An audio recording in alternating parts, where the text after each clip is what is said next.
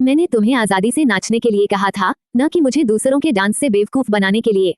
क्या तुम्हारे पास खुद का कुछ नहीं है? मरीना ने अपने सामने की 5 लड़कियों को गंभीरता से घूरा। 5 युवा लड़कियां कई स्तरों के चयन से गुजरी थीं।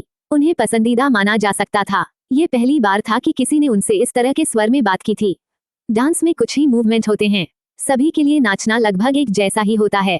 इसके अलावा आपने हमें तैयारी के लिए कोई समय नहीं दिया। हमारे लिए नए मूवमेंट का अध्ययन करना संभव नहीं है। किसी ने शांति से आपत्ति जताई। बुनियादी मूवमेंट वास्तव में कुछ ही होते हैं, मरीना ने कहा, लेकिन एक आत्मा वाले व्यक्ति के रूप में तुम्हें हर मूवमेंट के लिए अपनी शैली बनानी होगी, अन्यथा तुम्हारा डांस एक कॉपी पेस्ट है। दर्शकों की आंखें अब बहुत तेज होती हैं। अगर तुम ऐसे ही सरसरी रवैया के साथ चयन में भाग लेने जा रही हो तो मैं तुम्हें अभी घर जाने की सलाह देती हूँ। समय बर्बाद करने का कोई फायदा नहीं है। मरीना का स्वर ठंडा था। तुम इसे इतना अविश्वसनीय बनाती हो। तुम हमें क्यों नहीं दिखाती कि आत्मा के साथ डांस क्या होता है? वे युवा लड़कियां अपनी जवानी के चरम पर थीं। मरीना द्वारा डांटे जाने के बाद वे स्वाभाविक रूप से चुपचाप इसे सह नहीं सकी। मरीना ने केवल उस छात्रा पर नजर डाली जिसने बात की थी।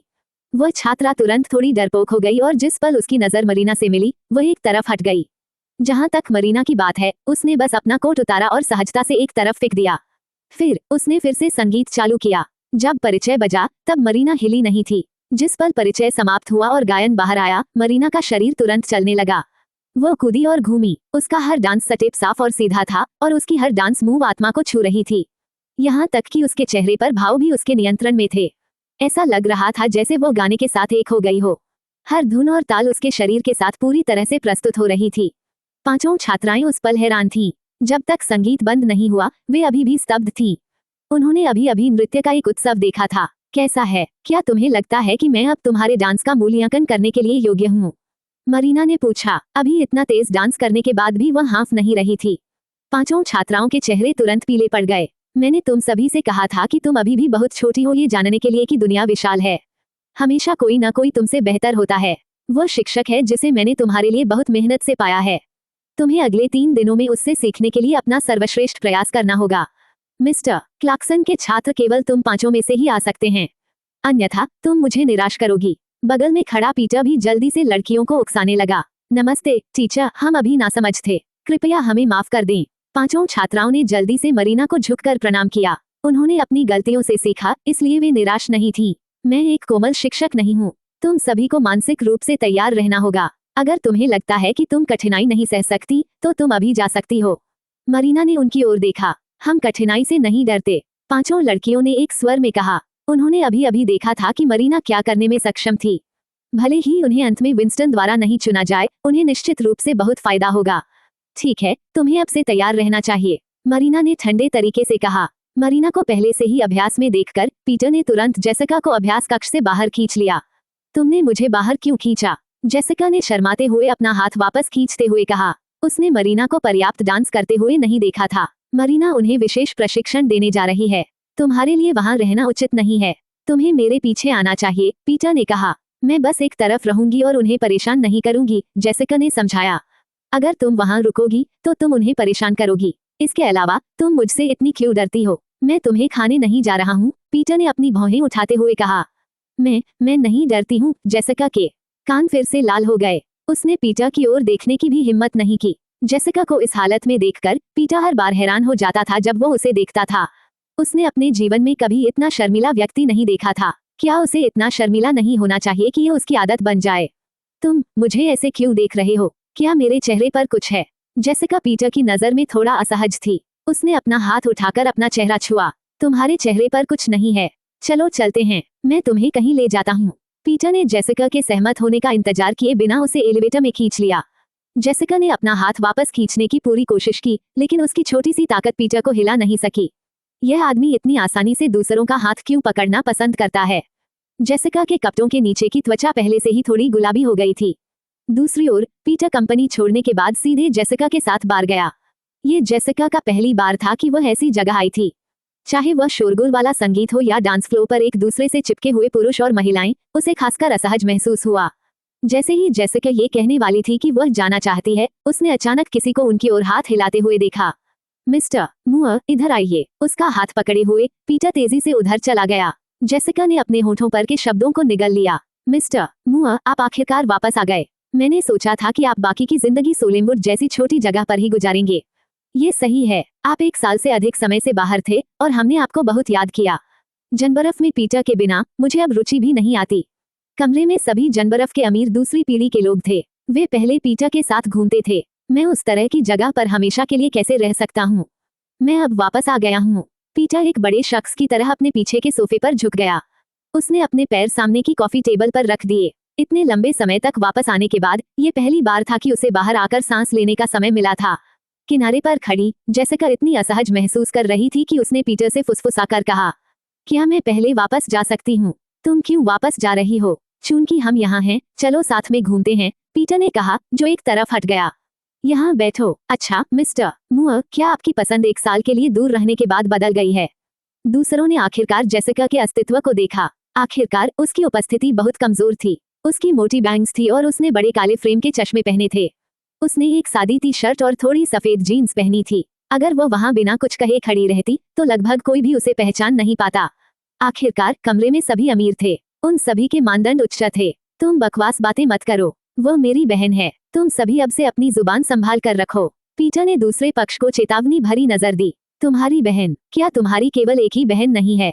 इसके अलावा तुम्हारे परिवार के जीन्स के साथ तुम्हारी उसके जैसी बहन नहीं हो सकती है ना? मिस्टर मूअर, क्या वह तुम्हारी प्रेमिका हो सकती है? सभी फिर से हंसने लगे। जेसिका उनकी मजाक से शर्मा गई और घबराकर अपने हाथ हिलाने लगी। मिस्टर मूअर और मैं बस दोस्त हैं। मैं वह नहीं हूँ जिसे तुम लोग उसकी प्रेमिका कह रहे हो।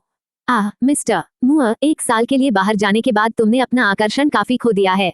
मुझे विश्वास नहीं होता कि कुछ लड़कियां केवल तुम्हारी दोस्त बनने को तैयार हैं। ये लोग पीटर के साथ मजाक करने के आदी थे। वे बात करते समय कोई संकोच नहीं करते थे। ठीक है, तुम सब मजे करो और मुझे जाना होगा, जेसिका ने कहा, जो माहौल की आदी नहीं थी। फिर उसने उन्हें थोड़ा झुकाकर प्रणाम किया और मुड़कर चली गई। क्या केवल तुम्हारे पास ही जुबान है? क्या तुम मानते हो कि मैं बाद में किसी को बुलाकर तुम सभी की जुबान बंद करवा दूंगा? जेसिका को उनके द्वारा डराकर भगाए जाते देखकर पीटर ने अपने पीछे तकिया उठाया और उन्हें फेंक दिया। वे सभी उससे बच गए। मिस्टर मूअर, आप इतने परेशान क्यों हैं? आप उसे पटा तो नहीं रहे हैं? पीटर, जो उठकर जेसिका का पीछा करने वाला था, ये सुनकर तुरंत रुक गया। बकवास, पीटर ने कहा। क्या तुम शर्मिंदगी से पागल हो गए हो? क्या ऐसा नहीं है कि वह तुम्हें बिल्कुल पसंद नहीं करती है? ये लोग पीटर के साथ मजाक करने के आदी थे, इसलिए वे उससे नहीं डरते थे। वे जानते थे कि वह केवल कठोर शब्द कह रहा था। तुम क्या कह रहे हो? मिस्टर मूअर कौन है? ऐसी कौन सी लड़की हो सकती है जिसे वह पटा न सके? पीटर के बोलने से पहले किसी ने उसकी तरफ से जवाब दिया, लेकिन अभी उस लड़की के हाव भाव को देखकर वह स्पष्ट रूप से मिस्टर मूअर से संबंध खत्म करने के लिए बेताब थी। सच में मिस्टर मूअर, क्या उसने वास्तव में तुम्हें अस्वीकार कर दिया? बकवास, तुमने कब देखा है कि कोई ऐसी लड़की है जिसे मैं पटा नहीं सकता? पीटर को कम आंका जा रहा था। ये सच है, मुझे लगता है कि अगर मिस्टर मूअर कोशिश करे तो वह उस लड़की को अधिकतम 3 महीनों में पटा सकता है। मैं 2 महीने की शर्त लगाता हूँ। तुम सभी मिस्टर मूअर को कम आंक रहे हो। मैं 1 महीने की शर्त लगाता हूँ और 1 होम रन। बीच में बैठे आदमी ने अपनी एक उंगली बाहर निकालकर कहा, वाह, क्या ये थोड़ा ज्यादा रोमांचक नहीं है? मिस्टर मूअर, अगर तुम अभी की लड़की को 1 महीने में पटा सकते हो तो मैं तुम्हें वह नई सीमित संस्करण स्पोर्ट्स कार दूंगा जो मैंने दरवाजे पर खरीदी है। वह आदमी था जिसने अभी 3 महीने के लिए शर्त लगाई थी। क्या तुम्हें लगता है कि मुझे तुम्हारी कार की जरूरत है? पीटर ने उसकी ओर आंखें घुमाई। मुझे वह कार मिलना आसान नहीं था। उस पर तो Gunther Grant, the god of racing के ऑटोग्राफ भी हैं। गुंथा देश का शीर्ष रेसर था। वहां मौजूद सभी जानते थे कि वह पीटर का आइडल था। पीटर ने तो गुंथा की प्रतियोगिता देखने के लिए अपनी यूनिवर्सिटी की ग्रेजुएशन मौखिक रक्षा को भी छोड़ दिया था। अंत में उसे अपनी ग्रेजुएशन 1 साल के लिए टालनी पड़ी थी। इसकी वजह से उसकी मां ने उसे खूब पीटा था, लेकिन वह इसे सहने के लिए तैयार था। गुंथा के बारे में सुनकर पीटर की आंखें चमक उठी। ये वही है जो तुमने कहा था, अपनी बात से पीछे मत हट जाना। पीटर ने दृढ़ता से कहा, मैं कभी भी अपनी बात से पीछे नहीं हटूंगा, बस इंतजार करो। पीटर मुड़ा और जेसिका का पीछा किया। जेसिका बार से निकलने के बाद बस लेने वाली थी। हालांकि उसने अचानक पीटर को अपनी ओर दौड़ते हुए देखा। तुम कहाँ जा रही हो? पीटर ने पूछा। मैं बस ढूंढ रही हूँ, फिर मैं वापस जाकर मरीना को ढूंढूंगी। जेसिका के चेहरे की लाली अभी तक उतरी नहीं थी। क्या तुम जानती हो कि बस कैसे लेते हैं? क्या तुम जनबर्फ से परिचित हो? पीटर ने थोड़ा झुंझलाहट में पूछा। ये पहली बार था कि छोटी लड़की जनबर्फ आने के बाद बाहर गई थी। उसने वास्तव में अकेले घूमने की हिम्मत की थी। अगर मैं किसी जगह से परिचित नहीं हूँ तो मैं नक्शे पर देख सकती हूँ। मैं 3 साल की बच्ची नहीं हूँ, जेसिका ने कहा, जिसे लोगों के साथ बातचीत करना पसंद नहीं था और वह शर्माने से खुद को रोक नहीं पाई। लेकिन उसका दिमाग परिपक्व था। ठीक है, कार में बैठो और मैं तुम्हें वापस भेज दूंगा। अगर मरीना को पता चला कि मैं तुम्हें बाहर लेकर आया और तुम्हें अकेले बस से वापस जाने दिया, तो मुझे लगता है कि वो मुझे मार डालेगी, पीटर ने जेसिका के लिए कार का दरवाजा खोलते हुए कहा। मरीना कोई अकारण व्यक्ति नहीं है, जेसिका ने कहा। वह थोड़ी असंतुष्ट थी कि पीटर हमेशा मरीना को एक हिंसक पागल के रूप में बताता था। मरीना केवल तुम्हारे साथ ही समझदार है। वो मुझे निचोड़ रही है, पीटर ने बड़बड़ाया। तुम क्या कह रहे हो? जेसिका ने थोड़ी उलझन में पूछा। कुछ नहीं, मैंने कहा कार में बैठो। पीटर ने अपनी आंखों में भावनाओं को रोका। जेसिका जहां थी वहीं खड़ी रही और एक पल के लिए झिझकी। अंत में वो झुकी और पीटर की कार की यात्री सीट पर बैठ गई। अन्यथा वह आदमी फिर से मरीना के बारे में बुरा भला कहता रहेगा। जेसिका को आज्ञाकारी रूप से कार के अंदर बैठे देखकर पीटर झुका और अंदर झुका। तुम क्या कर रहे हो? जेसिका ने पूछा, क्योंकि पीटर के अचानक करीब आने पर वह डर के मारे अपनी सीट में पीछे झुक गई। वह थोड़ी सी गर्मी जो आखिरकार कम हो गई थी, इस पल फिर से जल उठी। मैं बस तुम्हें सीट बेल्ट लगा रहा हूँ। तुम ऐसी प्रतिक्रिया क्यों दे रही हो? पीटर ने अपने हाथों में सीट बेल्ट के लिए इशारा किया। जेसिका एक पल के लिए हैरान रह गई, इससे पहले कि उसका चेहरा और भी ज्यादा जल गया। उसके हाथों ने कसकर अपने कपड़ों के किनारों को पकड़ लिया और उसकी आंखें हिंसक रूप से घूम रही थीं। तुमने ये तो नहीं सोचा था कि मैं अभी तुम्हें छूने वाला था, है ना? जेसिका की मासूम प्रतिक्रिया देखकर पीटर हंसे बिना नहीं रह सका। मैं खुद अपनी सीट बेल्ट बांध सकती हूँ। तुम बेहतर होगा जाओ और गाड़ी चलाओ। जेसिका इतनी चिंतित थी कि वह स्पष्ट रूप से बोल भी नहीं पा रही थी। उसने पीटर के हाथों से सीट बेल्ट छीन ली और खुद इसे बांधने की तैयारी की। हालांकि वह इतनी घबराई हुई थी कि कुछ बार कोशिश करने के बाद भी वह सीट बेल्ट नहीं डाल पाई। हालांकि पीटर इस पल फिर से जोर से हंस पड़ा। जेसिका और भी ज्यादा चिंतित हो गई। उसकी हरकतें और भी गलत हो गईं। ठीक है, मुझे करने दो। पीटर ने जेसिका का हाथ पकड़ा और धीरे से उसकी सीट बेल्ट बांध दी। देखो, तुमने कर लिया। इसे बांधने के बाद पीटर ने जेसिका की ओर देखा। उनके बीच की दूरी आधे मुट्ठी के आकार से भी कम थी। जेसिका भी अपने चेहरे पर पीटर की कोमल सांस महसूस कर सकती थी। जेसिका का दिल तेज धड़कने लगा। पिछली बार जब रिचर्ड ने उसे परेशान किया था, उसे छोड़कर ये पहली बार था कि कोई आदमी उसके इतना करीब था। लगभग अचेतन रूप से जेसिका ने हाथ बढ़ाया और पीटर को धक्का दे दिया। पीटर को जेसिका की हरकत की उम्मीद नहीं थी। उसकी पीठ कार के दरवाजे से टकराई और वह दर्द से करहाया। तुम कैसे हो? क्या तुम ठीक हो? जेसिका ने पूछा, यह महसूस करते हुए कि उसने थोड़ा ज्यादा आक्रामक तरीके से काम किया था। तुम एक कोमल, कमजोर छोटी लड़की लगती हो, लेकिन तुम इतनी मजबूत क्यों हो? पीटर ने अपनी पीठ सहलाते हुए कहा। तुम अभी मेरे बहुत करीब थे। मैंने अचानक अपनी ताकत पर काबू खो दिया। क्या तुम चाहते हो कि मैं तुम्हें जांच के लिए अस्पताल ले जाऊं?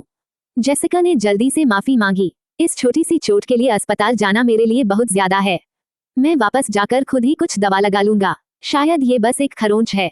पीटर ने ज्यादा परवाह नहीं की। तो मैं वापस जाकर तुम्हारे लिए दवा लगा दूंगी, जेसिका ने लगभग अचेतन रूप से कहा। तुम मेरे लिए करोगी? पीटर ने ये सुनकर अपनी भौहें उठाईं। हाँ, जेसिका ने इस समय कुछ भी गलत महसूस नहीं किया। आखिरकार उसके दिमाग में अगर उसने किसी को चोट पहुंचाई है तो उसे उसको दवा लगानी होगी। ये वही है जो तुमने कहा था। समय आने पर अपने शब्दों से पीछे मत हटना। पीटर के होठों के किनारे थोड़ा मुड़ गए। फिर वो घूमकर ड्राइवर की सीट पर चला गया। उसने एक्सीलरेटर पर कदम रखा और कार तेजी से आगे बढ़ी। पीटर आधे घंटे से भी कम समय में जेसिका को अपने अपार्टमेंट में वापस ले आया। क्या हम बेली फैमिली वापस नहीं जा रहे हैं? जेसिका ने उलझन में पूछा। मैं आमतौर पर यहीं रहता हूँ क्योंकि पुराने निवास में बहुत सारे नियम हैं, पीटर ने जेसिका को अपने अपार्टमेंट में लाते हुए कहा। फिर वो सोफे पर बैठ गया और ऊपर जेसिका की ओर देखा। प्राथमिक उपचार किट उधर कैबिनेट में है, पीटर ने कहा। ओह, ठीक है। जेसिका जल्दी से आगे बढ़ी और प्राथमिक उपचार किट ले आई। हालांकि जब उसने प्राथमिक उपचार किट ढूंढ ली और मुड़ी, तो वह अचानक चिल्ला उठी और तुरंत फिर से मुड़ गई। तुम क्या कर रहे हो? ऐसा इसलिए था क्योंकि पीटर ने अपने ऊपरी आधे कपड़े उतार दिए थे। उसका मांसल सीना दिख रहा था। क्या तुम मुझे दवा नहीं लगाना चाहती थी? अगर मैं अपने कपड़े नहीं उतारूंगा तो तुम ये कैसे कर सकती हो?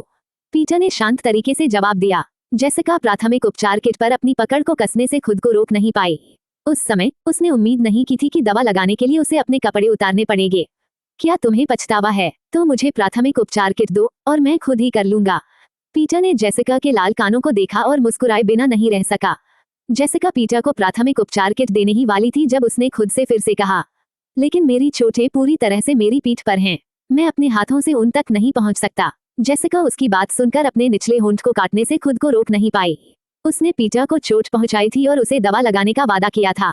अब अपने शब्दों से पीछे हटना उसके लिए बेईमानी होगी। जेसिका ने अपने दांत पीसे। अंत में वह मुड़ी और पीटर की ओर चली गई। हालांकि उसने बस अपना सिर नीचे रखा और पीटर की ओर न देखने की कोशिश की। अगर तुम मुझे नहीं देखोगी तो तुम मुझे दवा कैसे लगा सकती हो? पीटर ने उसके हाव भाव से मनोरंजन करते हुए कहा।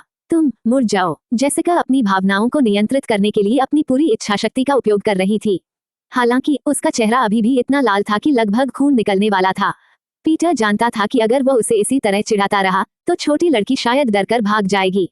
फिर वो बिना कुछ कहे मुड़ गया। तभी जेसिका ने अपना सिर उठाया। उसकी नजर पीटर की पीठ पर पड़ी। हालांकि पीटर आमतौर पर आरामदायक था, लेकिन उसके शरीर की मांसपेशियां अभी भी मजबूत थीं। वे शक्तिशाली लग रहे थे। जेसिका फिर से शर्माने से खुद को रोक नहीं पाई और उसकी कमर पर एक गहरा लाल चोट का निशान था। जेसिका के हाव भाव तुरंत बदल गए। फिर उसने जल्दी से प्राथमिक उपचार किट खोला। उसने बाहरी चोटों के लिए कुछ मरहम निकाला। मरहम लगाने से पहले उसने सावधानी से उसके घाव को साफ किया। पीटर की पीठ जेसिका की ओर थी और वह उसके चेहरे पर के भाव नहीं देख सकता था। हालांकि वह अपनी कमर पर उसकी उंगलियों का स्पर्श स्पष्ट रूप से महसूस कर सकता था। शायद उसे चोट पहुंचाने के डर से छोटी लड़की ने अपने खास कोमल हाथों से उसके घाव को साफ किया। उसकी कोमल हरकतों ने पीटर को कमजोर और सुन्न महसूस कराया। खुजली उसकी त्वचा की रेखाओं के साथ सीधे उसके दिल तक चली गई। इससे किसी का दिल तेज धड़कने लगता है। हो गया, यह कोई गंभीर चोट नहीं लगती, लेकिन तुम्हें अभी भी सावधान रहना होगा। तुम नहाते समय इसे गीला होने से बचाने के लिए इस पर एक वाटरप्रूफ पैच लगा सकते हो। इतनी जल्दी? पीटर के प्रतिक्रिया देने से पहले ही जेसिका पहले ही इससे निपट चुकी थी। घाव बड़ा नहीं है और खून नहीं है, इसलिए ज्यादा समय नहीं लगा। जेसिका पहले से ही प्राथमिक उपचार किट को क्रमबद्ध करना शुरू कर चुकी थी। पीटर मुड़ा और जेसिका ने संयोगवश ऊपर देखा और उसके मांसल सीना से मिली। जेसिका घबरा गई और जल्दी से अपना सिर झुका लिया। हालांकि उसकी नजर पीटर के अच्छी तरह से परिभाषित 8 पैक एब्स पर पड़ी। क्या उसका फिगर वास्तव में इतना अच्छा था? लेकिन जल्द ही जेसिका को एहसास हुआ कि उसका व्यवहार थोड़ा असभ्य था। वो उछलकर खड़ी हो गई। वो लगभग अजीब तरह से विपरीत कैबिनेट तक गई और प्राथमिक उपचार किट को वहीं वापस रख दिया जहां वह थी। मैंने तुम्हारी चोटों का इलाज कर दिया है। मैं अब वापस जाऊंगी, जेसिका ने कहा। किसी कारण से जेसिका को अचानक थोड़ी गर्मी महसूस हुई। हालांकि जैसे ही उसने अपनी बात पूरी की, खिड़की के बाहर अचानक बिजली चमकी। तुरंत बाद गड़गड़ाहट की आवाज आई। अचानक तेज बारिश होने लगी। अचानक बारिश क्यों हो रही है? जेसिका ने हैरानी से पूछा। इतनी तेज बारिश में गाड़ी चलाना शायद मुश्किल होगा। तुम आज रात यहीं क्यों नहीं रुक जाती? पीटर ने कहा। उसे लगा कि बारिश ठीक समय पर आई है। मैं ऐसा कैसे कर सकती हूँ? जेसिका ने अचेतन रूप से मना कर दिया। एक पुरुष और एक महिला के लिए अकेले रहना हमेशा असुविधाजनक होता है। क्यों नहीं? तुम मरीना की दोस्त हो, जिससे तुम मेरी बहन बन जाती हो। मैंने उससे वादा किया था कि मैं तुम्हारा अच्छे से ख्याल रखूंगा, पीटर ने कहा। इसके अलावा इतनी तेज बारिश में सड़क पर गाड़ी चलाने पर दुर्घटना होना आसान है, ये तो छोड़ो कि मैं घायल हूँ। तुम मुझे मेरी चोटों के साथ तेज बारिश में वापस भेजने की इजाजत नहीं दे सकती, है ना? पीटर ने जानबूझकर कहा, ये जानते हुए कि छोटी लड़की नर्म दिल थी। जैसा कि उम्मीद थी, जेसिका के हाव भाव तुरंत शांत हो गए। लेकिन जेसिका के हाथ असुविधाजनक रूप से बेचैन थे। चिंता मत करो, मेरे पास यहाँ एक अतिथि कक्ष है। कोई ना कोई आकर इसे समय समय पर साफ करता है। ये साफ है। मैं बाद में मरीना को बता दूंगा और तुम्हें कल वापस भेज दूंगा, पीटर ने कहा। ठीक है फिर। जेसिका ने अंत में सहमत होते हुए सिर हिलाया। आखिरकार इतनी तेज बारिश में किसी को उसे घर छोड़ने के लिए मजबूर करना असंभव था। चलो चलते हैं, मैं तुम्हें अतिथि कक्ष में ले जाता हूँ। जेसिका को सहमत होते देखकर पीटर जल्दी से खड़ा हो गया। हालांकि उसे कुछ कदम चलने के बाद एहसास हुआ कि जेसिका बिल्कुल उसका पीछा नहीं कर रही थी। वह मुड़ा और उलझन में उसकी ओर देखा। क्या हुआ तुम्हें? जल्दी करो और अपने कपड़े पहनो, जेसिका ने उसे अजीब हाव भाव के साथ याद दिलाया। ठीक है, मुझे माफ करना, मुझे अकेले रहने की आदत है। तभी पीटर को होश आया। उसने तुरंत अपने बगल से कपड़े उठाए और फिर से पहन लिए। अच्छी तरह से कपड़े पहने पीटर को देखकर जेसिका ने आखिरकार राहत की सांस ली। वह तो ये भी नहीं जानती थी कि अभी कहाँ देखे। पीटर जेसिका को अतिथि कक्ष में ले गया। यहाँ सब कुछ नया है। अगर तुम्हें किसी चीज की जरूरत हो तो मुझे बुलाना, पीटर ने कहा। ठीक है, जेसिका ने चारों ओर देखते हुए कहा। कमरा सुंदर ढंग से सजाया गया था और विशाल था। यह उस कमरे से कहीं बेहतर था जो उसके पास रॉड्रिगेज फैमिली में था। जल्दी सो जाओ, पीटर ने कहा, जो एक सज्जन की तरह दरवाजे पर खड़ा था। जेसिका ने सिर हिलाया। पीटर फिर मुड़ा और चला गया। पीटर के जाने के बाद जेसिका ने दरवाजा बंद कर दिया। फिर वह असुविधाजनक रूप से बिस्तर पर बैठ गई। यह उसके जीवन में पहली बार था कि उसने किसी लड़के के घर पर रात बिताई थी। यह उसके लिए एक अजीब एहसास था। अगले कुछ दिनों में मरीना पीटर के छात्रों को प्रशिक्षण देने में मदद कर रही थी। 3 दिनों बाद तक विंस्टन ने खुले तौर पर अपने छात्र को भर्ती करना शुरू कर दिया। विंस्टन डांस की दुनिया में एक पौराणिक हस्ती थे। उन्होंने अपना जीवन नृत्य को समर्पित कर दिया था। उनकी न कोई पत्नी थी, न बच्चे, और वे बिल्कुल अकेले थे। ऐसा इसलिए था क्योंकि उन्हें लगता था कि उन्होंने अपना सारा समर्पण अपने नृत्य करियर को दिया था और अब अपने परिवार की परवाह नहीं कर सकते थे। और वह अपने जीवन में नृत्य जगत के शिखर पर पहुंच गए थे।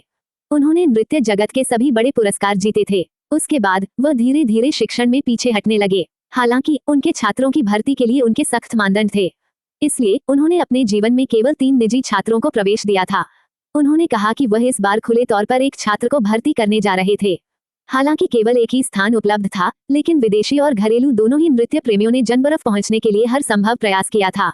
मरीना भी आज अपने छात्रों को परीक्षा में भाग लेने के लिए भेजने के लिए पीटर के साथ गई थी। बस इतना था कि साइमन के तकिए के बिना मरीना की नींद अपनी मूल स्थिति में लौट आई थी। अब उसका पूरा व्यक्ति थोड़ा आलसी था और उसकी आंखों में दुश्मनी का एक संकेत था। वह थोड़ी अगम्य लग रही थी। इस बीच जेसिका मरीना के ठीक पीछे चल रही थी और उस पर नजर रख रही थी। हालांकि यह इस बार विंस्टन की सार्वजनिक भर्ती थी, लेकिन उन्होंने डांस इंडस्ट्री के कुछ जाने माने डांसरों को न्यायाधीशों के रूप में शामिल होने के लिए आमंत्रित किया था। आखिरकार उन्होंने केवल एक छात्र को लिया था। अभी भी कई अच्छे उम्मीदवार बचे थे। अगर ये शिक्षक रुचि रखते तो वे उन्हें मौके पर ही अपने छात्रों के रूप में भर्ती कर सकते थे। उम्मीदवारों के मुकाबले का क्रम लॉटरी निकालकर तय किया गया था। 1 घंटा बीत गया। विंस्टन ने न केवल कोई ऐसा उम्मीदवार नहीं देखा जिससे वह संतुष्ट हो, बल्कि उनकी भौहें भी तेज से तेज झुकी हुई थीं। मरीना की तरफ उसने जम्हाई ली और आखिरकार अपनी नींद पूरी करने के लिए अपने हाथों पर अपना सिर रख लिया। वह जैसे ही ऊँघ रही थी, उसने अचानक एक चीख सुनी। ये जेसिका थी। क्या बात है? मरीना ने अपनी आंखें खोलने के लिए संघर्ष करते हुए पूछा। वह है। जेसिका की नजर स्टेज पर मौजूद व्यक्ति पर टिकी थी। मरीना ने उसकी नजर का पीछा किया और जब उसने देखा कि वो कौन थी, तो वह ठंडी मुस्कान दिए बिना नहीं रह सकी। तो क्या इसलिए वो जनबरफ आई थी? मरीना ने कहा। क्या तुम जानती हो कि वह भी जनबरफ आई है? जेसिका थोड़ी हैरान थी। हाँ, मरीना ने अपनी नाक से एक स्वर निकाला। फिर उसने अपना हाथ उठाया, अपने माथे की मालिश की और अपनी परेशान कर रही नींद को दूर करने की कोशिश की। नमस्ते सभी को, मैं प्रतियोगी नंबर 28 हूँ और मेरा नाम सोफिया रॉड्रिगेज है। मेरा प्रदर्शन इनविंसिबल रोज है। सोफिया ने उदार हाव भाव के साथ स्टेज के नीचे न्यायाधीशों को अपना परिचय दिया। फिर उसने कर्मचारियों को संकेत दिया। जिस पल संगीत शुरू हुआ, सोफिया ने तुरंत ताल पर नाचना शुरू कर दिया। शुरुआत में मरीना ने कोई असामान्य बात नहीं दिखाई। हालांकि जैसे ही संगीत धीरे धीरे अपने उच्चतम हिस्से तक पहुंचा और सोफिया का डांस भी समाहित हो गया, मरीना ने तुरंत भौहें झुका ली। डांस। विंस्टन, जो सामने की पंक्ति में बैठे थे, सोफिया को नाचते हुए देख रहे थे। उनकी भौहें, जो झुकी हुई थीं, अचानक ढीली पड़ गईं। उनकी उंगलियां भी संगीत की ताल के साथ थपथपा रही थीं। सोफिया का डांस समाप्त होने के बाद विंस्टन ने अपना फैसला सुनाया। मुझे मेरा छात्र मिल गया है।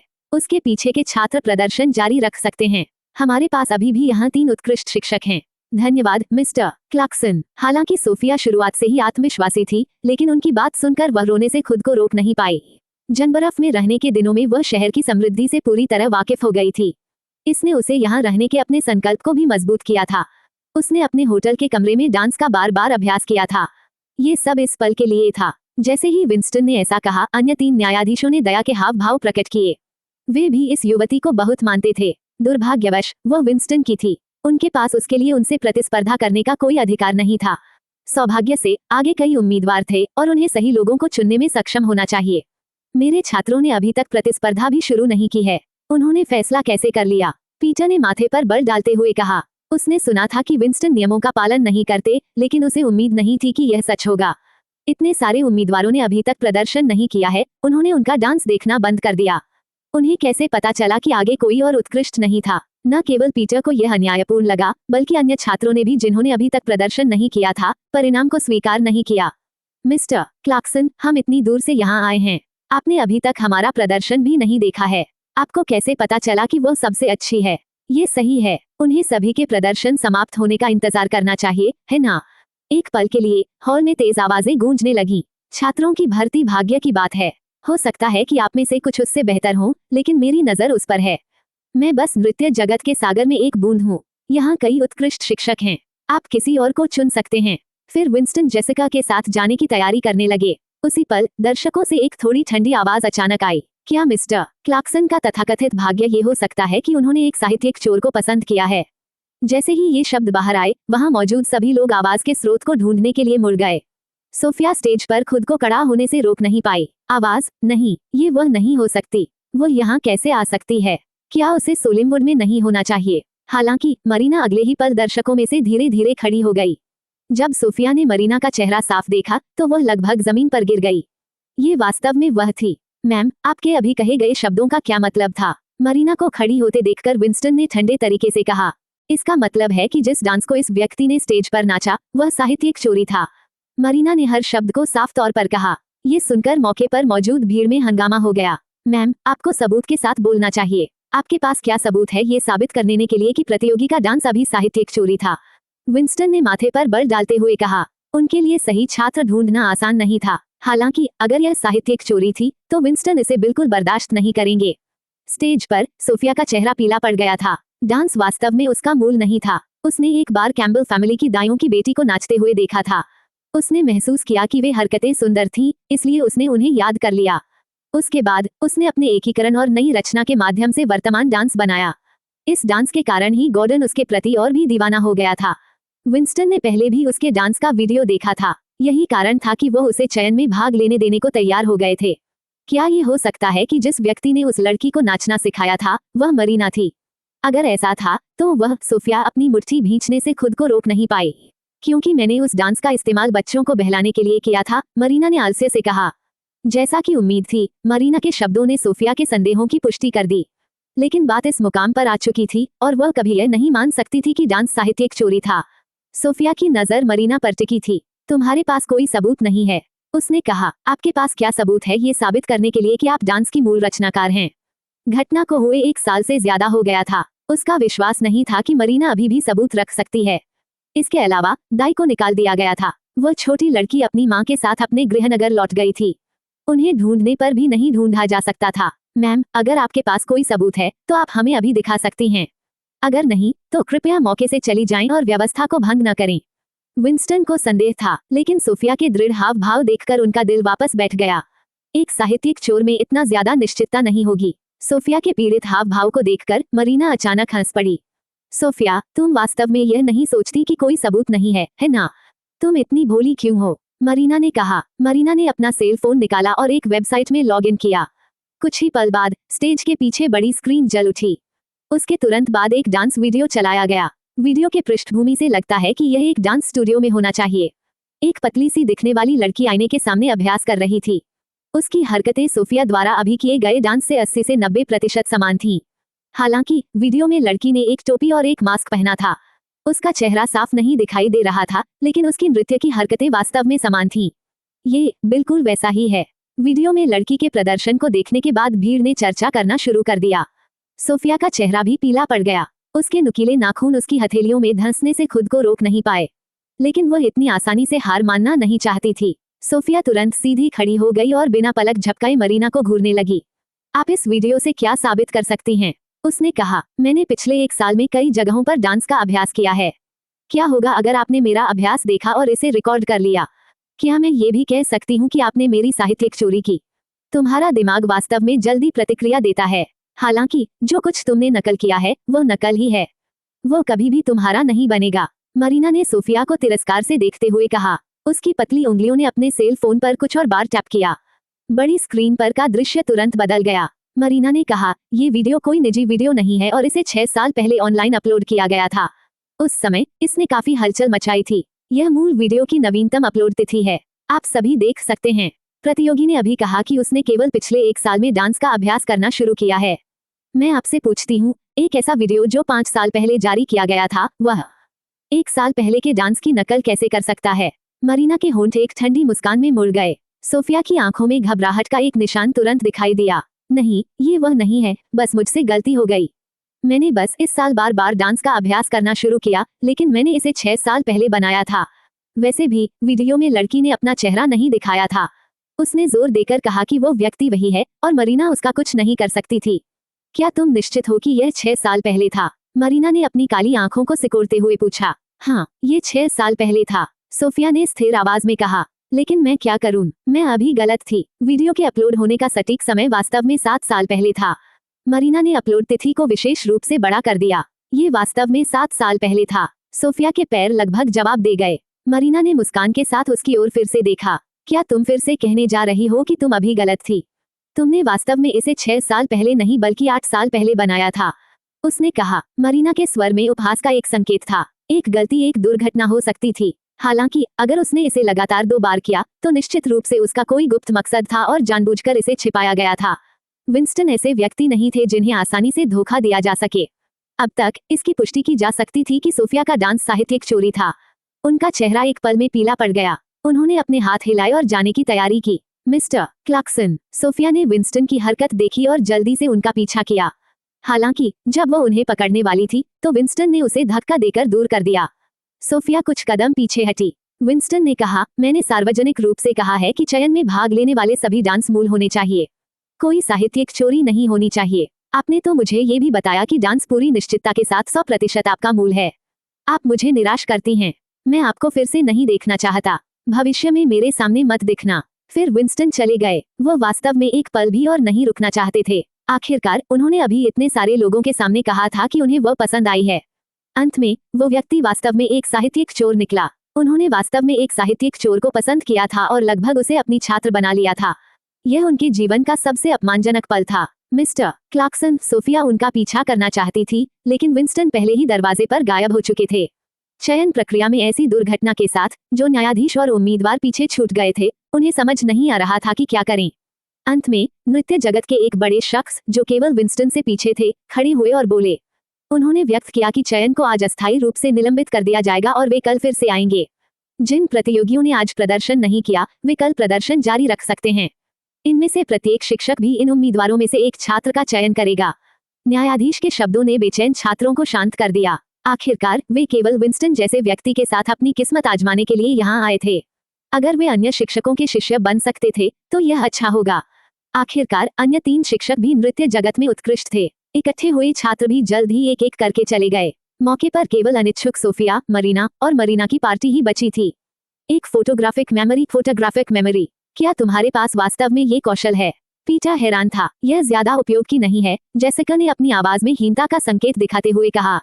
ये बेकार कैसे हो सकती है? ये तो अत्यधिक उपयोगी है। पीटर बहुत उत्साहित लग रहा था। फिर वो मुड़ा और कार से एक दस्तावेज निकाला। इसे पहले देखो। वह जेसिका की क्षमता को परखना चाहता था। जेसिका भी उसका इरादा जानती थी। उसने दस्तावेज लिया और उसे गंभीरता से पलटकर देखा। उसने ये तेजी से किया। उसने एक नजर में लगभग 10 पंक्तियां पढ़ी। उसने 1 मिनट से भी कम समय में दस्तावेज के 20 और पन्ने पढ़ लिए। हो गया। पढ़ने के बाद जेसिका ने दस्तावेज बंद कर दिया और वापस पीटर को दे दिया। तुमने बस ऐसे ही पढ़ लिया? पीटर ने पूछा। उसे अभी भी विश्वास नहीं हो रहा था। मैंने न केवल इसे पढ़ लिया है बल्कि इसे याद भी कर लिया है। तुम जो चाहो पूछ सकते हो, जेसिका ने कहा। तीसरे पन्ने की दूसरी पंक्ति पर क्या लिखा है? पीटर ने अस्थायी रूप से अपने हाथों में दस्तावेज खोला। अनुबंध 10 वर्षों के लिए मान्य है और पार्टी ए के दिवालिया होने, कटौती या यहाँ तक कि पार्टी बी के पारिश्रमिक का भुगतान न होने जैसे अप्रत्याशित कारकों के बिना समाप्त नहीं किया जा सकता, जेसिका ने तुरंत बिना सोचे समझे कहा। 8वें पन्ने की 7वीं पंक्ति। पीटर ने पन्ने पलटने जारी रखे। पार्टी ए और पार्टी बी के बीच का अनुबंध एक विभाजन मॉडल पर आधारित है। इसे साल में एक बार बदला जा सकता है। प्रारंभिक कटौती का अनुपात 9:1 है। पार्टी ए को पार्टी बी को गायन, नृत्य, शारीरिक क्षमता आदि का प्रशिक्षण प्रदान करना होगा, लेकिन यह इन्हीं तक सीमित नहीं है। 18वें पन्ने की 17वीं पंक्ति। जैसे जैसे पीटर पन्ने पलटता गया वह और अधिक उत्साहित होता गया। चाहे उसने उसे कैसे भी परखा, जेसिका इसे शब्दशः सुना सकती थी। वास्तव में यह इतना सहज था कि उसे सोचने के लिए 1 सेकंड भी नहीं लगा। ऐसा लग रहा था जैसे अनुबंध पहले से ही उसके दिमाग में छप चुका था। लेकिन यह वह अनुबंध था जो उसने आज ही प्रिंट आउट किया था। जेसिका का इससे पहले संपर्क नहीं हो सकता था। तो तुम्हारे पास वास्तव में एक फोटोग्राफिक मेमोरी है? पीटर ने उत्साह से पूछा। वह ऐसा लग रहा था जैसे उसे कोई खजाना मिल गया हो। हाँ, बस इतना है कि यह ज्यादा उपयोग की नहीं है और केवल किताबें याद करने के लिए इस्तेमाल हो सकती है। जेसिका ने अपना सिर झुका लिया। क्या तुम मेरे साथ वसाई खेल रही हो? जेसिका की बातें सुनकर पीटर की आंखें चौड़ी हो गईं। क्या वसाई? जेसिका आमतौर पर इंटरनेट ज्यादा इस्तेमाल नहीं करती थी, इसलिए वह इस तरह के इंटरनेट शब्दों से अपरिचित थी। इसका मतलब है कि तुम बहुत कमाल हो, औसम हो, पीटर ने पक्के तौर पर कहा। तो क्या मैं मरीना की मदद कर सकती हूँ? जेसिका ने हैरान होकर पूछा। बिल्कुल, लेकिन उससे पहले तुम्हें कुछ ट्रेनिंग लेनी पड़ सकती है, पीटर ने कहा। ट्रेनिंग? जेसिका अभी भी थोड़ी उलझन में थी। हाँ, तुम आज से मेरी सेक्रेटरी होगी। एक बार जब मैं तुम्हें ट्रेन कर दूंगा तो तुम जाकर मरीना की मदद कर सकती हो। पीटर ने हर शब्द पर जोर दिया।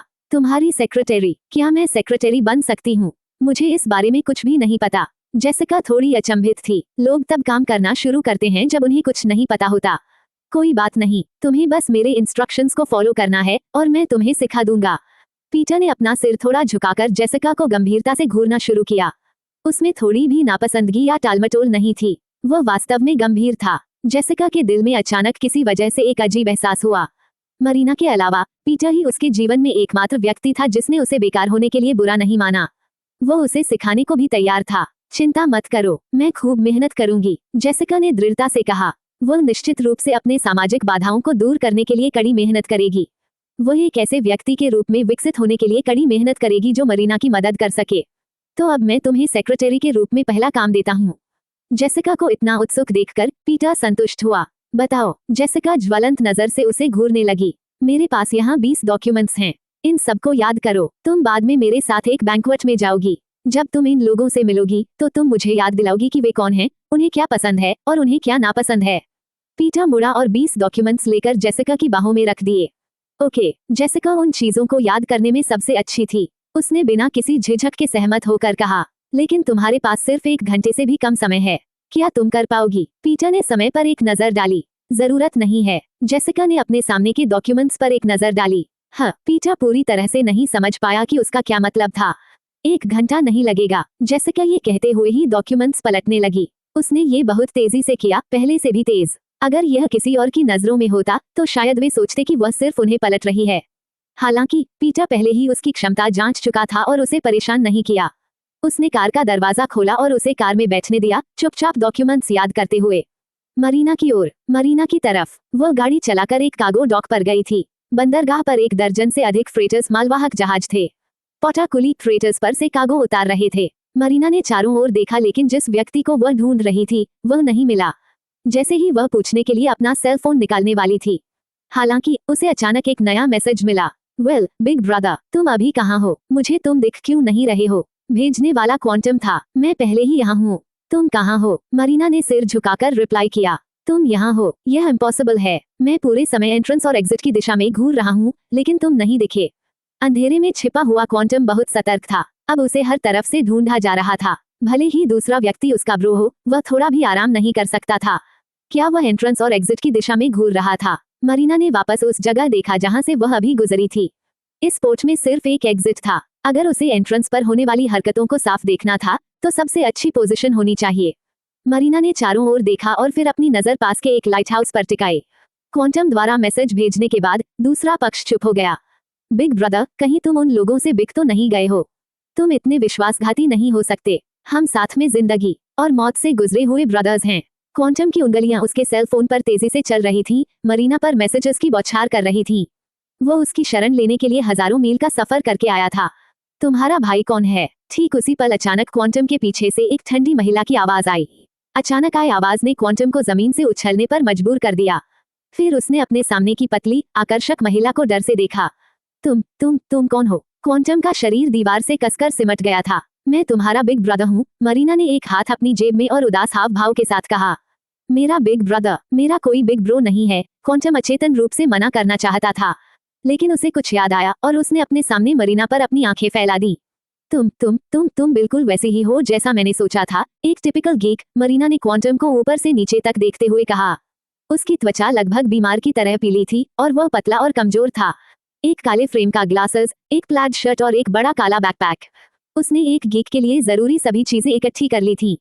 तुम केओस नहीं हो, है ना? मरीना के स्वर को सुनकर क्वांटम ने अविश्वास में पूछा। चलो चलते हैं, हम यहाँ ज्यादा देर नहीं रुक सकते। मरीना ने मुड़ने और जाने की तैयारी करते हुए कहा। उसके शब्दों का मतलब था कि उसने चुपचाप अपनी पहचान स्वीकार कर ली थी।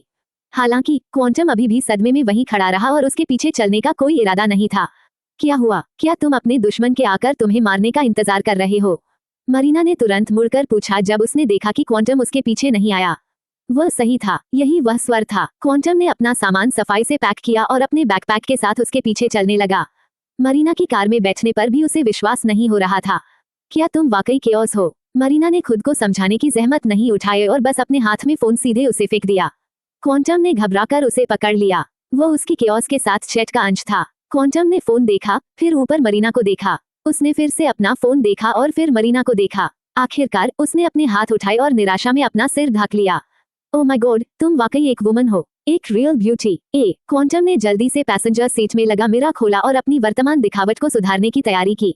अगर उसे पता होता कि केओस इतनी खूबसूरत वुमन है तो वो आने से पहले सज धज कर आता। उसे इतना बुरा नहीं दिखाया जाता। संघर्ष करने की जरूरत नहीं है। तुम्हारे पास न वह फेस है। मरीना ने आराम से उसकी ओर देखा। ये तो पर्सनल अटैक है। क्वांटम अब शांत नहीं रह पाया, लेकिन जब क्वांटम ने मरीना बेली का चेहरा देखा तो उसका गुस्सा तुरंत ठंडा हो गया, क्योंकि मरीना वास्तव में बहुत सुंदर गुड लुकिंग थी। क्वांटम जैसा एनिमे एंथुसियास्ट प्रेमी जिसने अनगिनत महिलाएं देखी थी, वह भी मरीना के चेहरे पर कोई कमी नहीं ढूंढ पाया। डैम, हम दोनों हैकर हैं। यह इतनी सुंदर कैसे हो सकती है? ये बिल्कुल फेयर नहीं है, क्वांटम ने सोचा। क्वांटम ने हमेशा सोचा था कि केओस दाढ़ी वाला कोई बदबूदार आदमी होगा जो पूरा दिन फ्लिप फ्लॉप्स पहनता होगा और 2 हफ्ते तक नहाता नहीं होगा। वह अचानक इतनी खुशबूदार खूबसूरत महिला कैसे बन गया? मेरा रोना निकल रहा है, क्वांटम ने मन ही मन सोचा। मरीना ने तिरछी नजर से क्वांटम को देखा। दरअसल क्वांटम बुरा नहीं दिखता, बस वो बहुत छोटा लगता है। वो किसी ऐसे जूनियर हाई स्कूल के छात्र की तरह है जो प्यूबर्टी से नहीं गुजरा है, मरीना ने सोचा।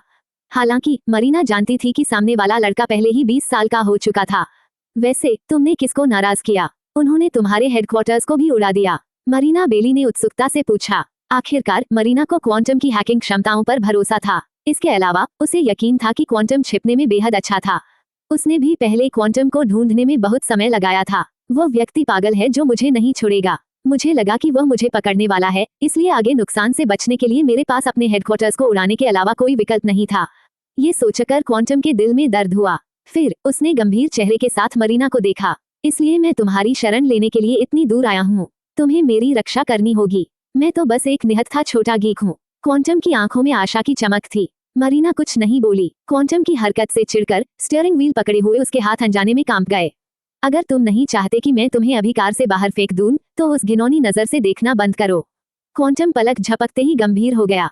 चूंकि बेली फैमिली भी कुछ समस्याओं से गुजर रही थी, मरीना क्वांटम को फैमिली होम वापस नहीं लाई। इसके बजाय उसने क्वांटम को अपने नाम पर एक प्रॉपर्टी में रहने की व्यवस्था की। जब कार दरवाजे पर पहुंची तो सिस्टम ने कार में मरीना का चेहरा पहचान लिया और दरवाजा खुद ही खुल गया। वेलकम होम एम्स, बेली, एक यांत्रिक आवाज ने कहा। जब मरीना ने कार पार्क की और क्वांटम को घर के अंदर लाई, तब तक स्मार्ट होम सिस्टम ने लाइट्स चालू कर दी थी और पर्दे खोल दिए थे। एम्स, बेली, मैंने आपके लिए वेंटिलेशन सिस्टम चालू कर दिया है। लाइट्स को सबसे आरामदायक ब्राइटनेस पर एडजस्ट कर दिया गया है। क्या आप सफर से आराम के लिए कुछ म्यूजिक सुनना पसंद करेंगी? टीवी स्टैंड पर लगा स्मार्ट सिस्टम स्पीकर चमका। जरूर, मरीना बेली ने कार की चाबियां कॉफी टेबल पर रख दी और लापरवाही से जवाब दिया। ठीक है, अब आपके लिए यूनियन डिक्सी बजाया जा रहा है। जैसे ही एआई सिस्टम बोलना बंद हुआ, लिविंग रूम में एक बहरा कर देने वाला प्रेल्यूड बजने लगा। मरीना फिर से कुछ नहीं बोली। उसने सिस्टम को नापसंदगी की नजर से देखा। ओह, लगता है कि एम्स, बेली को वह गाना पसंद नहीं है जो मैंने आपके लिए ध्यान से चुना है। मैं अब आपके लिए दूसरा गाना बदल रहा हूँ। एआई सिस्टम ने शायद मरीना के गुस्से को भांप लिया था और आखिरकार कुछ उपयुक्त लाइट म्यूजिक बजाया। वाओ, क्या ये फीनिक्स वही स्मार्ट होम सिस्टम है जिसके बारे में तुमने मुझे पिछली बार बताया था? क्वांटम एआई स्पीकर में बहुत दिलचस्पी ले रहा था और बिना पूछे ही उसे उठा लिया। सर, कृपया अपने गंदे हाथ मुझसे हटाएं। फीनिक्स की आवाज तुरंत ठंडी हो गई। अगर कोई ध्यान से सुनता तो वह बता सकता था कि आवाज में तिरस्कार का संकेत था। वाओ, क्या इसमें वास्तव में इंसानी इमोशंस हैं? क्वांटम की आंखों में उत्साह बढ़ गया। इससे पहले केओस ने उसे बताया था कि वह इंसानी इमोशंस वाली एक इंटेलिजेंट सिस्टम विकसित करने की कोशिश कर रही है। क्वांटम को उम्मीद नहीं थी कि वो वास्तव में सफल हो गई थी। फीनिक्स सिर्फ एक एक्सपेरिमेंटल प्रोटोटाइप है। अभी भी बहुत कुछ सही करना बाकी है। शायद तुम यहाँ हो तो हम इस पर एक साथ काम कर सकते हैं, मरीना ने कहा। जरूर, मैं इस पर पहले भी रिसर्च कर रहा था, लेकिन मुझे एक प्रॉब्लम आई और मैंने कोई प्रोग्रेस नहीं की, क्वांटम ने जवाब दिया। गंदे मिस्टर, कृपया मुझे ऐसी अजीब नजर से न देखें। आप जैसे गंदे व्यक्ति मेरी महान उपस्थिति के लायक नहीं हैं। फीनिक्स की तिरस्कारपूर्ण आवाज फिर से आई। गंदा कौन है? मेरे हाथ गंदे कैसे हैं? वे साफ हैं। क्वांटम को लगा कि यह एआई सिस्टम पिटाई मांग रहा है। बदबूदार पुरुष स्वाभाविक रूप से गंदे होते हैं। अरे, तुम सिर्फ एक एआई सिस्टम हो। तुम इतने सेक्सिस्ट कैसे हो सकते हो? क्वांटम अब शांत नहीं रह पाया। आपको 3 बार चेतावनी दी गई है। आपको इलेक्ट्रिक शॉक से दंडित किया जाएगा। जैसे ही फीनिक्स ने बात खत्म की, क्वांटम ने अपनी उंगलियों पर एक चुभन महसूस की। क्वांटम ने जल्दी से अपना हाथ पीछे हटा लिया। हालांकि भले ही क्वांटम तेज था, फिर भी उसकी उंगलियों को करंट का झटका लगा। अब उसकी उंगलियों पर एक हल्का काला निशान दिखाई दे रहा था। अरे, तुम लोगों पर हमला क्यों कर रहे हो? रोबोटिक्स के 3 लॉज का क्या हुआ? क्या तुम नहीं जानते कि तुम्हारे जैसे एक आज्ञाकारी एआई सिस्टम को नष्ट कर देना चाहिए? क्वांटम ने गुस्से में चिल्लाया। खतरा महसूस हुआ। लॉन्ग रेंज इलेक्ट्रिक शॉक की तैयारी हो रही है। जब क्वांटम ने फीनिक्स के शब्द सुने तो वह जल्दी से मरीना के पीछे कूद गया। फीनिक्स अचानक शांत हो गया। हाँ, मैंने बस ऐसे ही तुम्हें संभाल लिया। अगर तुम कर सकते हो तो अपने मेकर को बिजली का झटका देकर दिखाओ। क्वांटम को लगा कि उसने रोबोट को हरा दिया है। मैंने फीनिक्स के लिए लॉन्ग रेंज इलेक्ट्रिक शॉक का फंक्शन सेट नहीं किया है। मरीना ने क्वांटम का हाथ अपने कंधे से हटा दिया। क्वांटम के पास बोलने के लिए शब्द नहीं थे। क्या तुम्हारा सिस्टम झूठ बोलना भी जानता है? क्या तुम नहीं जानते कि झूठ बोलना एथिकल नहीं है? एआई द्वारा धोखा दिए जाने के बाद क्वांटम को शर्मिंदगी महसूस हुई। लेकिन चाहे उसने कितना भी चिल्लाया, फीनिक्स ने जवाब नहीं दिया। ये बात क्यों नहीं कर रहा है? क्या तुमने इसकी पावर काट दी है? क्वांटम ने मरीना की ओर मुड़कर देखा। ये सोचता है कि तुम बहुत स्टूपिड हो, मरीना ने शांत भाव से कहा। मैंने इस घर के लिए एक इंडिपेंडेंट सिक्योरिटी सिस्टम सेट किया है। आमतौर पर कोई भी इस जगह को ढूंढ नहीं पाएगा। मैं किसी को समय पर तुम्हें सामान भेजने के लिए कहूंगी। कृपया किसी इमरजेंसी के बिना मेरी इजाजत के बिना बाहर न जाना। अन्यथा अगर तुम्हारे दुश्मन तुम्हें पकड़ लेते हैं तो मैं कोई जिम्मेदारी नहीं लूंगी। इसके अलावा मेरे मास्टर बेडरूम के अलावा तुम कोई भी रूम इस्तेमाल कर सकते हो जो तुम चाहो। बेसमेंट में एक लैबोरेटरी है। जब तुम बोर हो तो तुम वहां जाकर समय बिता सकते हो। अगर कुछ समझ नहीं आता तो बस फीनिक्स से पूछ लेना। ये पूरे घर के एआई सिस्टम से जुड़ा हुआ है, मरीना ने समझाया। चिंता मत करो, जब तक खाना और पानी है मैं 3 साल तक भीतर रह सकता हूँ। एक वेटरन होमबॉडी के रूप में क्वांटम बाहर जाना तो भूल ही गया था। ठीक है, अगर तुम्हें किसी चीज की जरूरत हो तो मुझे बताना। मरीना ने अपनी बात खत्म करते ही जाने के लिए उठ गई। जरूर, क्वांटम ने जवाब दिया। मरीना के जाने के बाद वह फीनिक्स को छेड़ने चला गया। हर्नांडेज फैमिली होम पर उसी समय हर्नांडेज फैमिली होम पर गैविन जॉनसन जल्दी से दूसरी मंजिल पर स्टडी रूम की ओर गया। गैविन जॉनसन का अध्ययन कक्ष। गैविन अध्ययन कक्ष के दरवाजे पर अचानक रुक गया। एक पल खुद को शांत करने के बाद उसने हाथ उठाया और दरवाजा खटखटाया। अंदर आओ, अध्ययन कक्ष से एक गहरी आवाज आई। तभी गैविन ने दरवाजा खोला और अंदर चला गया। अध्ययन कक्ष में साइमन हर्नांडेज अपनी डेस्क के पीछे बैठा था। उसके सामने डॉक्यूमेंट्स का ढेर था। मिस्टर हर्नांडेज, हमें अभी खबर मिली है कि वह भाग गया है। गैविन ने अपनी आंखों में डर का संकेत लिए साइमन को देखा। वह भाग गया। साइमन ने भान सिकुड़ी और जलती हुई नजर से गैविन को देखा। हाँ, गैविन की आवाज थोड़ी कांप रही थी। क्या हमने पहले ही उस व्यक्ति का लोकेशन नहीं पता कर लिया था?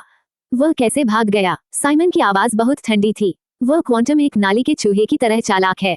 जब हम वहां गए तो बिल्डिंग खाली थी। क्वांटम को जरूर हमारी गतिविधियों का पता चल गया होगा और उसने अपना हेडक्वार्टर्स छोड़ दिया होगा, गैविन ने धीमी आवाज में समझाया। साइमन की गहरी काली आंखें छोटी हो गईं। वह इस जवाब से संतुष्ट नहीं था। लेकिन हमें कुछ मिला है, गैविन ने तुरंत जोड़ा। फिर उसने हाथ में पकड़ा डॉक्यूमेंट उसे सौंप दिया। हमें ये क्वांटम के घर पर मिला है। हालांकि अधिकांश इन्फॉर्मेशन मिटा दी गई है, लेकिन हमारी टीम ने कुछ को रिस्टोर कर दिया है। डेटा से पता चला कि जिस आखिरी व्यक्ति से क्वांटम ने कांटेक्ट किया था वह केओस नाम का एक साथी हैकर था। क्वांटम जरूर उस व्यक्ति के पास शरण लेने गया होगा।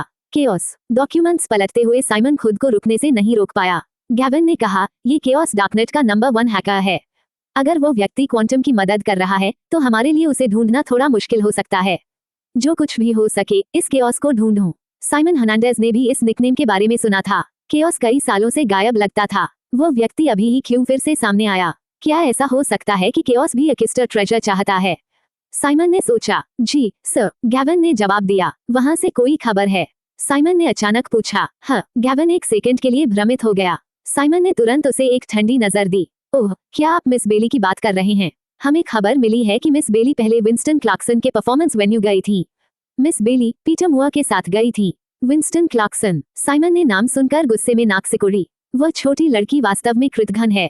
वह विंस्टन क्लार्कसन को देखने गई, लेकिन मुझे नहीं। साइमन ने सोचा, बेली फैमिली में क्या हो रहा है? साइमन ने फिर से पूछा। हमें ज्यादा पता नहीं चला है। अफवाह है कि मिस बेली इसलिए वापस भागी क्योंकि उनका दूसरा भाई, बेली फैमिली का दूसरा बेटा लैम्बर्ट बेली, एक मिशन के दौरान घायल हो गया है, गैविन जॉनसन ने जवाब दिया। लैम्बर्ट बेली। साइमन ने नाम सुनकर थोड़ा भान सिकाड़ा। हाँ, हमें पता चला कि इस बार चोट काफी गंभीर थी। लैम्बर्ट अभी भी बिस्तर पर है, गैविन ने जवाब दिया। पता लगाओ कि वह घायल क्यों हुआ। क्या ये कोई एक्सीडेंट था या एक टारगेटेड अटैक? साइमन ने थोड़े से विरम के बाद कहा। जी सर, मरीना और आंट डेजी। क्वांटम को व्यवस्थित करने के बाद मरीना घर जा रही थी। हालांकि लैम्बर्ट बच गया था, लेकिन उसे पूरी तरह से ठीक होने के लिए अभी भी और ट्रीटमेंट की जरूरत थी। आखिरकार मरीना सुनिश्चित करना चाहती थी कि लैम्बर्ट के पैर सामान्य हो जाएं। हालांकि मरीना के सफर के बीच में ही उसका फोन बजने लगा। मरीना ने कॉलर आईडी देखी। स्क्रीन पर एक हल्का स्वाइप करके मरीना ने कॉल उठाया। Aunt Daisy. मरीना ने कॉल करने वाले का अभिवादन किया। मरीना, क्या तुम्हारे पास अभी वक्त है? दूसरी तरफ डेजी की आवाज गंभीर थी। क्या हुआ? मरीना ने भी अपनी आवाज धीमी कर दी। मेरे पास एक केस है जिसमें शायद मुझे तुम्हारी मदद की जरूरत पड़ सकती है, डेजी ने आगे कहा। जरूर, मैं अभी चलती हूँ, मरीना ने बिना किसी झिझक के कहा।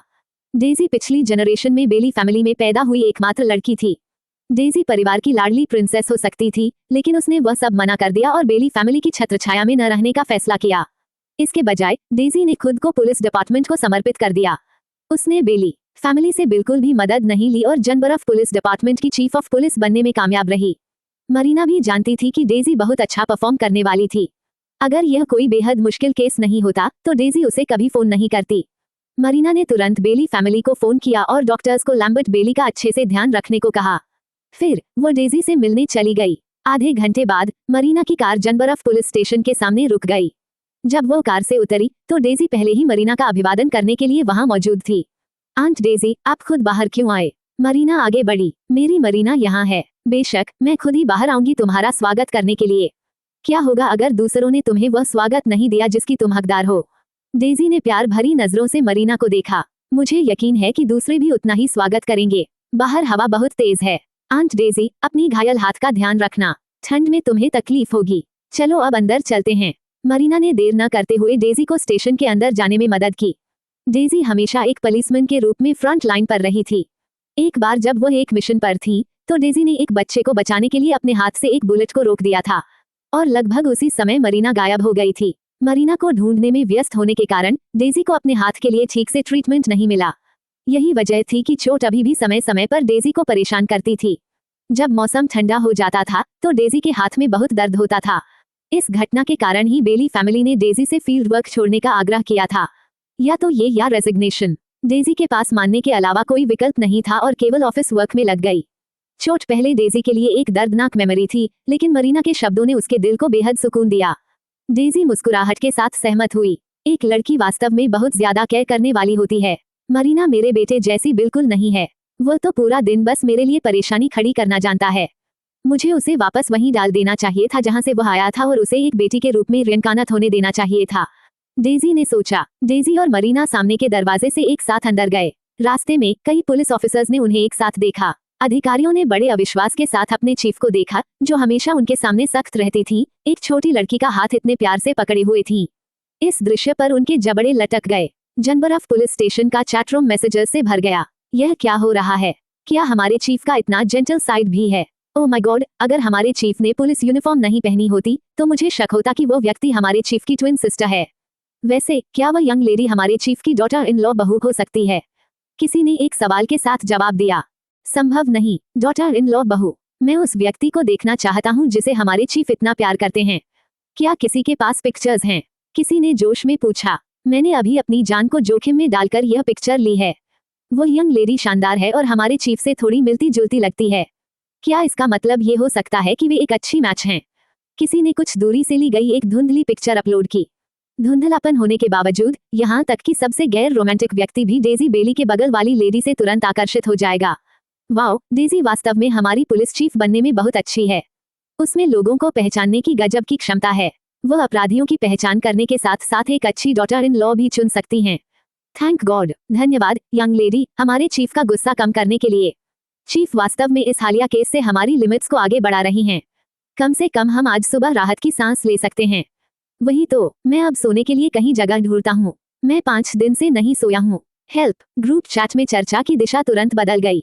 सभी पुलिस ऑफिसर्स शिकायत करने लगे कि उन्हें कितना काम करना पड़ रहा है। हालांकि डेजी इस सबसे पूरी तरह अनजान थी। वह मरीना को बता रही थी कि उसने उसे क्यों बुलाया था। हाल ही में हमें अपराध क्राइम की कई रिपोर्ट्स मिली हैं, लेकिन हर बार जब हम जवाब देते हैं तो जब तक हम पहुंचते हैं हमें केवल विक्टिम की बॉडी मिलती है। सीन पर कोई निशान नहीं होता है। विक्टिम्स को यातना देकर मारा गया था। मरने से पहले उन्होंने बहुत कष्ट झेले थे। चूंकि हमें कहीं और कोई क्लू नहीं मिला, इसलिए हमें बॉडी पर जो कुछ था उसके आधार पर केस को सुलझाना पड़ा। हमारे फोरेंसिक एग्जामिनर ने कई बार जांच की है, लेकिन कोई ब्रेक थ्रू नहीं मिला, इसलिए मैंने सोचा कि मैं तुम्हें एक नजर डालने के लिए बुला सकती हूँ और देख सकती हूँ कि क्या तुम कुछ नया ढूंढ पाती हो। डेजी का एक्सप्रेशन ये कहते समय बेहद गंभीर था। ये जानना चाहिए कि जनबरफ कैपिटल है। हायर अप्स को इस बात की बहुत चिंता थी कि यहाँ इतने सारे होमिसाइड केसेस हो गए थे, इसलिए उन्होंने पुलिस स्टेशन को केसेस सुझाने के लिए एक सख्त डेडलाइन दी थी। डेजी लगभग 2 हफ्तों से पुलिस स्टेशन में सो रही थी। हालांकि किलर वास्तव में बहुत चालाक था। इतने सारे लोगों को मारने के बावजूद उन्होंने कोई निशान नहीं छोड़ा। ठीक है, मरीना ने सिर हिलाया। दरअसल मरीना को डेजी से कहने की जरूरत नहीं थी कि यह केस मुश्किल होगा, नहीं तो डेजी उसे फोन नहीं करती। दुर्भाग्य से हमें आज एक नई बॉडी मिली है, मैं तुम्हें अभी ऑटोप्सी रूम में ले चलती हूँ, डेजी ने कहा। जरूर, मरीना ने बिना किसी झिझक के सहमत दी। ऑटोप्सी रूम में डेजी मरीना को ऑटोप्सी रूम में ले गई। रूम में बहुत ठंड थी और ऑटोप्सी टेबल पर एक हरा भरा शव था। देखने में लग रहा था कि उस व्यक्ति को मरे हुए काफी समय हो गया था। शव पहले ही सड़ना शुरू हो गया था। हवा में एक नागवार दुर्गंध भी थी। हालांकि मरीना का एक्सप्रेशन बिल्कुल नहीं बदला। वो मुड़ी और कैबिनेट की ओर चली गई। फिर उसने कुछ प्रोटेक्टिव क्लोथिंग और मास्क निकाले। जैसे ही मरीना चेंजिंग रूम में जाने वाली थी, कोने में रखा शव अचानक टेबल से उठकर बैठ गया। यह एक ज़ॉम्बी है। डेजी और मरीना के पीछे खड़ी यंग ऑफिसर तुरंत डर के मारे चिल्लाई। जैसे ही वह भागने के लिए मुड़ रही थी, उसने अपना सिर अपने बगल के दूर फ्रेम से टकराया और बेहोश हो गई। डेजी ने ये सुना तो वह तेजी से आगे बढ़ी। हालांकि जब डेजी ने ऑटोप्सी टेबल पर कौन था ये साफ देखा तो उन्होंने तुरंत भान सिकोड़ी। तुम्हें क्या हुआ? क्या मैंने तुम्हें केस पर काम करने के लिए नहीं कहा था? तुम लोगों को डराने के लिए ऑटोप्सी रूम में क्यों छिपे हो? डेजी ने सख्ती से कहा। स्टेज पर बैठा शव ने अपना हाथ उठाया और अपनी कनपट्टियों को रगड़ा। किसने कहा कि मैं लोगों को डराने की कोशिश कर रहा हूँ? मैं तो बस झपकी ले रहा था। चूंकि वह अभी उठा था, इसलिए उस आदमी की आवाज अभी भी भरी हुई थी। झपकी ले रहे थे? अपने ऑफिस में क्यों नहीं? तुम मॉग मुर्दाघर में क्यों हो? डेजी ने आंखें घुमाकर उसे देखा। यहाँ ज्यादा ठंडक है, उस आदमी ने सामान्य अंदाज में कहा। डेजी के पास कोई जवाब नहीं था। चीफ, आपके बगल में ये यंग लेडी कौन है? वह काफी बहादुर है। क्या वह कोई ऑफिसर है जो अभी हमारे साथ जुड़ी है? आप उसे हमारी टीम में क्यों नहीं सौंप देती? डैनियल गैलेगर की नजर उत्सुकता से मरीना बेली पर पड़ी। इस यंग लेडी ने इस पूरे समय में जरा भी हिम्मत नहीं हारी। भले ही डैनियल अचानक जीवित हो गया था, उसकी आंखों में कोई इमोशन नहीं था। वह एक दिलचस्प यंग लेडी थी। अपनी कल्पना को दौड़ाओ मत, तुम इसे अफोर्ड नहीं कर सकते। डेजी ने नाक सिकुड़ी। मैं क्यों नहीं कर सकता? हमारी टीम का स्टेशन में सबसे ज्यादा क्लियरेंस रेट है। हर कोई हमारी टीम में आने की पूरी कोशिश कर रहा है। डैनियल टेबल से कूद गया। वो पुलिस ऑफिसर नहीं है, मैंने उसे हमारी मदद के लिए बुलाया है, डेजी ने सरल शब्दों में समझाया। मदद? डैनियल ने भान सिकुड़ी। वह एक फॉरेंसिक पैथोलॉजिस्ट है। मैंने उसे बुलाया है कि वह आए और देखे कि क्या वह बॉडीज पर कोई उपयोगी क्लू ढूंढ सकती है। डेजी ने मरीना की पहचान जाहिर नहीं की। दरअसल पुलिस स्टेशन में ज्यादातर लोगों को ये भी नहीं पता था कि डेजी कौन थी। अगर डेजी घायल न हुई होती, जिससे बेली फैमिली को हस्तक्षेप करना पड़ता, तो हायर अप्स को भी डेजी की पहचान पता नहीं चलती। इतनी यंग फॉरेंसिक डॉक्टर, क्या वह इसे संभाल सकती है? चीफ, क्या आप इतनी बेताब हो गई हैं? पहले तो डैनियल को लगा कि मरीना बस एक नई पुलिस ऑफिसर है। डैनियल ने सोचा कि मरीना काफी बहादुर है, वो उसे अपनी टीम में भर्ती कर सकता था और उसे अच्छी तरह से ट्रेन कर सकता था। किसे पता था कि मरीना दरअसल एक फॉरेंसिक डॉक्टर है, और तो और चीफ ने उसे मदद के लिए बुलाया था। मरीना ने डैनियल के सवालों पर ध्यान नहीं दिया। उसने प्रोटेक्टिव गियर लिया और सीधे चेंजिंग रूम में चली गई। जब मरीना बाहर आई तो वह सिर से पैर तक प्रोटेक्टिव क्लोथिंग से ढकी हुई थी। मैं पोस्टमार्टम शुरू कर रही हूँ, क्या तुम मेरी फाइंडिंग्स को रिकॉर्ड करने में मदद कर सकते हो? मरीना ने डैनियल पर एक नजर डाली। मैं? डैनियल ने चारों ओर देखा और अविश्वास में अपनी ओर इशारा किया। और कौन? क्या तुम चाहते हो कि तुम्हारी चीफ रिकॉर्डर बने? मरीना ने उसे कोरी नजर से देखा। डैनियल को समझ नहीं आया कि क्या कहे। हमारे पास ऐसे लोग हैं जो रिकॉर्डिंग में स्पेशलिस्ट हैं। डैनियल ने अनिच्छा से बगल में पड़ी नोटबुक उठा ली। हाँ, लेकिन तुमने उसे डरा दिया और वह बेहोश हो गई। मरीना ने दरवाजे पर एक नजर डाली। वो यंग ऑफिसर जो डैनियल के उठने पर बेहोश हो गई थी, वही रिकॉर्डर थी। डैनियल ने जमीन पर पड़े व्यक्ति को देखा और शर्मिंदगी में अपनी नाक को छुआ। फिर उसने उत्सुकता से अपनी नजर मरीना पर डाली। तुम मुझसे बिल्कुल भी क्यों नहीं डरी? मुझे पता था कि तुम अंदर आते ही जिंदा थे। मरीना पहले ही शव की जांच कर रही थी। तुम्हें कैसे पता चला? मुझे याद है कि मेरा शरीर अभी एक सफेद कपड़े से ढका हुआ था। ये सुनकर डैनियल और भी ज्यादा उत्सुक हो गया। मरे हुए लोग सांस नहीं लेते। मरीना ने शव की खोपड़ी पर हाथ फेरा। यह मत बताना कि तुमने दरवाजे से मेरी सांस सुन ली थी। मरीना के कमेंट पर डैनियल पूरी तरह हैरान था।